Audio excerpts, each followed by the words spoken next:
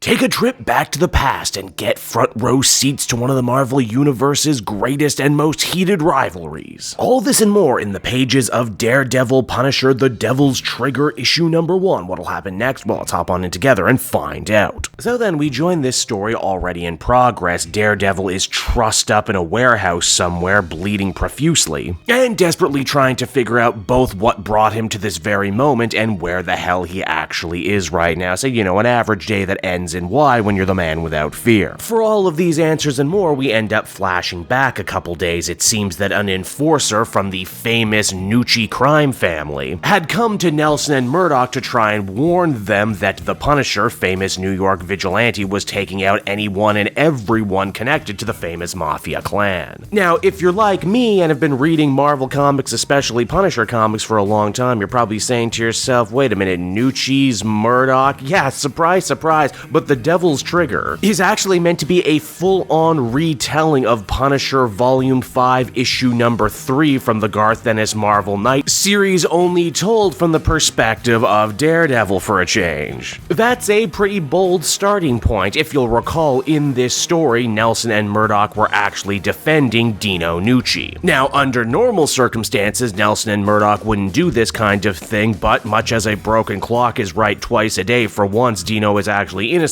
of the crimes he's being prosecuted for. Though, hey, here's a massive glaring continuity issue for you that you would only know if you were a longtime Punisher fan. This story says that Dino is leader Ma Gnucci's youngest son, even though if you remember that old Marvel Knights Punisher story, you'll know they called him Uncle D Gnucci, meaning that he was actually her brother. This is such an annoying error because it would be so easy to fix, and I hope when they collect this in trade later, they actually go back and change that. Now, Matt, fearing that his client won't actually make it to his trial if the Punisher kills him, decides to suit up as Daredevil and go and warn him at the flophouse that him and his men have taken over. Now, Dino is kind of a dick and doesn't want to take the good advice, especially if it means that he is going to have to spend the time up until his trial in Rikers Island, a place where the Gnuccis have much less sway than they used to, what with the Punisher going around and killing them all so easily. Eventually, though, Dino is talked into staying mobile, meaning that he does actually make it to the trial in one piece. Matt goes into full-on lawyer mode, but with his super senses, he can tell that Frank is in the courtroom watching over the proceedings. Matt figures he only has one chance to try and save his client's life, and because of that, he fakes a family emergency so that he can go and meet the Punisher off at the pass. What follows is actually a pretty damn accurate recreation of the battle that the Punisher and Daredevil had all the way back in 2000 in that original story. Right down to Frank ultimately gaining the upper hand by attacking Daredevil with a sonic weapon that not only knocks him out, but gives the Punisher the opportunity to tie Daredevil up and put a gun in his hand. And yes, it's right around here. If you didn't know what story I was talking about, you probably know full well now. This is the one where the Punisher chains up Daredevil, puts a revolver in his hand, and says that the only way he'll be able to save Dino's life is if Daredevil is actually willing to kill first. Again, this is the Punisher trying to show Daredevil exactly how his own particular brand of morality works. The only way to save lives is to take lives. In fact, this scene is so famous, they ended up adapting it in the second season of that Daredevil TV show.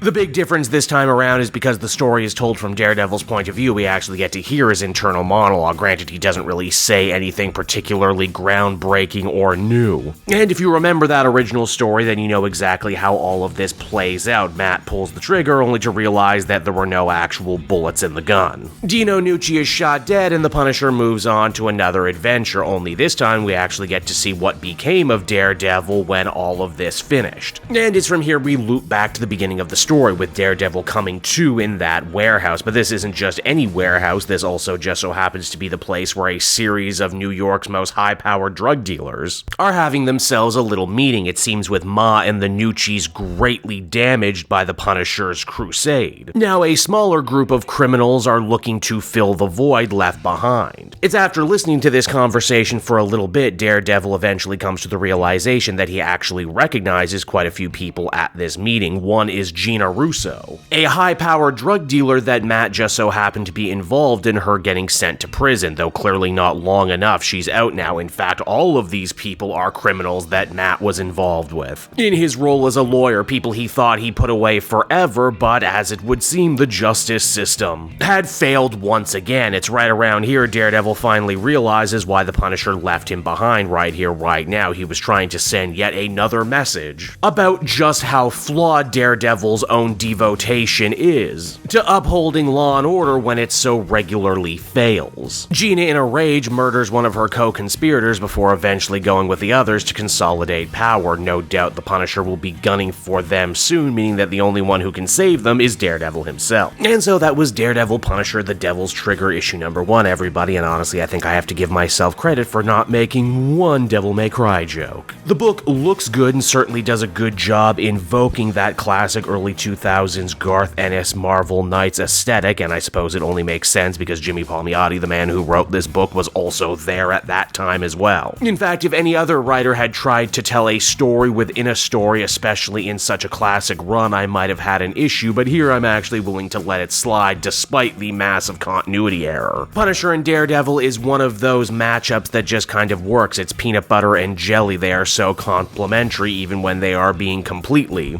diametrically opposed to one another. They've clashed plenty of times over the years, and it's usually always led to some pretty good stories, and I certainly hope that this one will end up being one of those. So far, I would say it's not exactly breaking the mold or anything, but I think a lot of people are happy to have Frank Castle back as the Punisher, getting some new stories to read, and because we don't have an ongoing Daredevil at the moment, this also does a nice job filling that void as well. I'd give this one a 7.5 out of 10. In fact, I dare say I actually liked this one more than I liked Palmiotti's Marvel Knights World to Come Punisher story.